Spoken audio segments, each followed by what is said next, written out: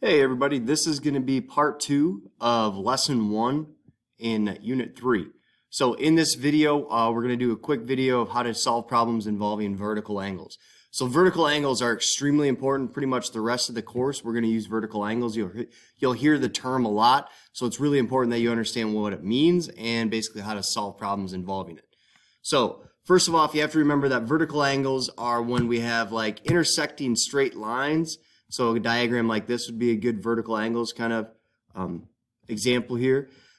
Now, when we have vertical angles, it's two straight lines intersect. The angles on either side are the exact same, or always congruent. So since this angle is 112, that has to mean that x is 112. Now, using the linear pairs and the idea of supplementary, we should also know that because these are straight lines, we should be able to figure out what these other angles too are on the other side. To figure out what this angle is, we could do 180 minus 112, and that's what this angle would be. And then because these angles here are vertical angles, these two angles across from each other here would be the same too. Now, this is a little bit closer to a problem that you're going to see probably on the test and in your assignment. So anytime that you have these two straight lines intersecting, the angles on either side or across from each other are congruent because these are vertical angles, and vertical angles are always congruent. Because they're congruent, that means that these degrees have to be the same. So what we're going to do is just go ahead and set these equal to each other. Because again, they have to be the same because these are vertical angles. So if they're the same, they're equal, then we can set them equal to each other, solve for x, subtract 2x on both sides, add 17 to both sides, and then we divide by 2, and then that's how we find the value of x here. Now we are going to look at another example here of vertical angles. So this one is more of a word problem that you might see on the test or on the assignment. So here it says that angle 1 and angle 2 are vertical angles.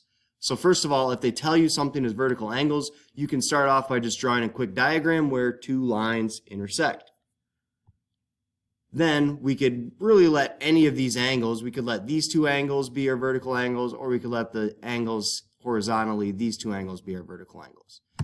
The way that I set it up is I just wrote in, basically here, I'm saying that this is my angle 1, this is my angle 2. And then I'm just basically plugging those expressions into the diagram that I created. And again, because these are vertical angles, they have to be equal to each other. So we just set these expressions equal to each other. So 20x minus 14 has to equal 17x plus 1. That's the setup. So vertical angles are always congruent. So vertical angles on either side of two lines that are intersecting like this, always set them equal to each other, and then we can solve it. Here we would subtract 3x on both sides, or excuse me, subtract 17x on both sides, then add 14 to both sides, and then divide by 3.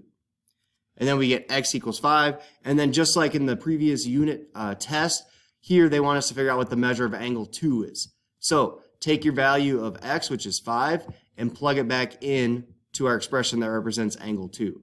So here we would have 20 times 5 minus 14 to get 86 degrees.